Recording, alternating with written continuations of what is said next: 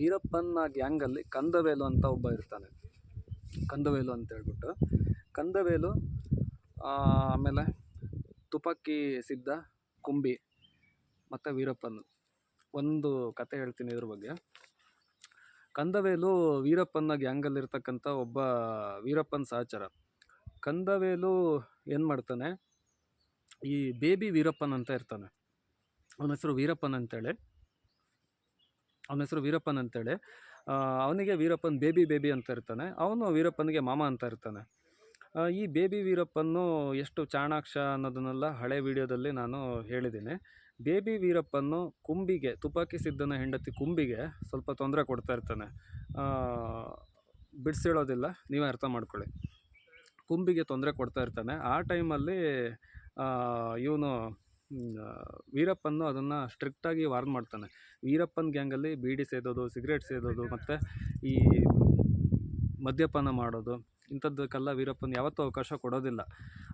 ಹಾಗಿದ್ದಾಗ ಅವನು ಸ್ಟ್ರಿಕ್ಟಾಗಿ ವಾರ್ನ್ ಮಾಡ್ತಾನೆ ಬೇಬಿ ವೀರಪ್ಪನಿಗೆ. ಆ ಬೇಬಿ ವೀರಪ್ಪನು ಸ್ವಲ್ಪ ದಿನಗಳಾದ ನಂತರ ಅವನು ಆ ಒಂದು ಗುಂಪನ್ನು ಬಿಟ್ಟು ಒಂದು 10 ದಿನ ನಾನೆಲ್ಲ ಸಪ್ರೇಟಾಗಿ ಹೋಗಿ ಬರ್ತೀನಿ ಅಂತೇಳಿ ವೀರಪ್ಪನಿಂದ ಬೈಸ್ಕೊಂಡು ಹೋಗ್ತಾನೆ. ಅವನಿಗೊಂದು ರೈಫಲನ್ನು ಕೊಟ್ಟು ಕಳಿಸ್ತಾನೆ ವೀರಪ್ಪನ.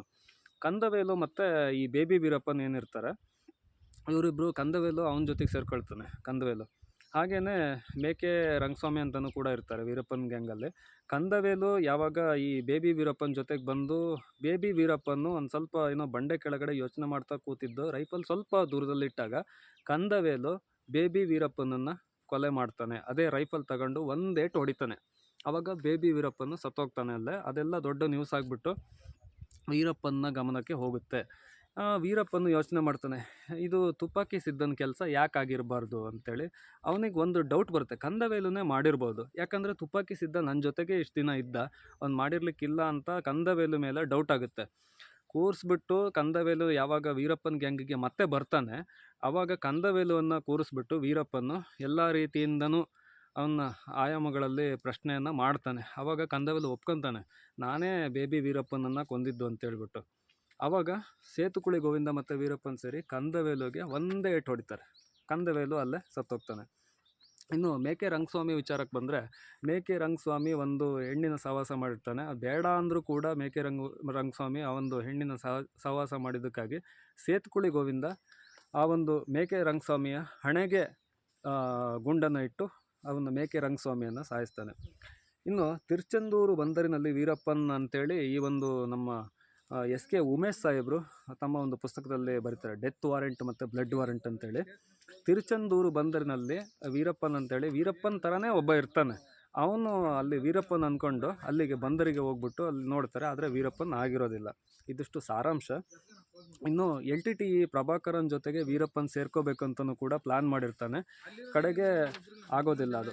ಇನ್ನು ಗುಂಡಾಲ್ ಡ್ಯಾಮ್ ಹತ್ರ 13 ಜನ ಅರಣ್ಯ ಇಲಾಖೆಯ ಗಾರ್ಡ್ಗಳನ್ನು ವೀರಪ್ಪನ್ನು ಕಿಡ್ನ್ಯಾಪ್ ಮಾಡ್ತಾನೆ. ಈ ಒಂದು ಕಿಡ್ನ್ಯಾಪ್ ಕೇಸಲ್ಲಿ ನಮ್ಮ ಅಪ್ಪುಸ್ವಾಮಿಯವರು, ತಂಗರಾಜು ಮತ್ತು ಅನ್ಬುರಾಜ್ ಅವರು ಅರೆಸ್ಟ್ ಆಗಿದ್ದು. ಗುಂಡಾಲ್ ಹತ್ರ ಡ್ಯಾಮ್, ಆ ವಿಡಿಯೋ ನೋಡಬೇಕು ಸ್ನೇಹಿತರೆ. ಅಲ್ಲಿ ಆ ಅರಣ್ಯ ಗಾರ್ಡ್ಗಳು ವೀರಪ್ಪನ ಕಾಲಿಗೆ ಬೀಳ್ತಾರೆ, ಅಳ್ತಾರೆ. ಏನೇ ಮಾಡಿದರೂ ವೀರಪ್ಪನ ಮನಸ್ಸು ಕರಗೋದಿಲ್ಲ ಸ್ನೇಹಿತರೆ. ಆ ವಿಡಿಯೋ ನಾನು ನೋಡಿದ್ದೆ, ಸಾಧ್ಯ ಆದರೆ ಅದನ್ನು ಶೇರ್ ಮಾಡ್ತೇನೆ. ನಕೀರನ್ ಗೋಪಾಲ್ ಅವರು ಆ ವಿಡಿಯೋನ ಮಾಡಿದ್ದಾರೆ. ಗುಂಡಾಲ್ ಡ್ಯಾಮ್ ಹತ್ರ ಏನು 13 ಜನ ಅರಣ್ಯ ಇಲಾಖೆ ಸಿಬ್ಬಂದಿಗಳನ್ನು, ಗಾರ್ಡ್ಗಳನ್ನು ಕಿಡ್ನ್ಯಾಪ್ ಮಾಡ್ತಾನೆ. ತುಂಬ ಆರ್ತನಾದವಾಗಿ ಅವರು ಕೇಳ್ಕೊಳ್ತಾರೆ, ವೀರಪ್ಪನ ಕಾಲಿಗೆ ಬೀಳ್ತಾರೆ. ಅಯ್ಯ ಅಂತ ವಿಡು ಅಂತೇಳಿ ತಮಿಳಲ್ಲಿ ಹೆಂಗೆ ಕೇಳ್ತಾರೆ, ಅದನ್ನು ನೋಡಬೇಕು ಸ್ನೇಹಿತರೆ. ಅದನ್ನು ಕಿಡ್ನ್ಯಾಪ್ ಮಾಡಿದ್ದಕ್ಕಾಗಿ ವೀರಪ್ಪನ ಸಹಚರರಿಗೆ, ಈ 4 ಜನ ಏನು ಹೆಸರು ಹೇಳಿದ್ನಲ್ಲ, ಇವರಿಗೆ ಜೈಲು ಶಿಕ್ಷೆ ಆಗುತ್ತೆ. ಇನ್ನು ನಾಗಪ್ಪ MLA ಇವರನ್ನು ಸಹ ಕಿಡ್ನ್ಯಾಪ್ ಮಾಡ್ತಾನೆ ಸ್ನೇಹಿತರೆ.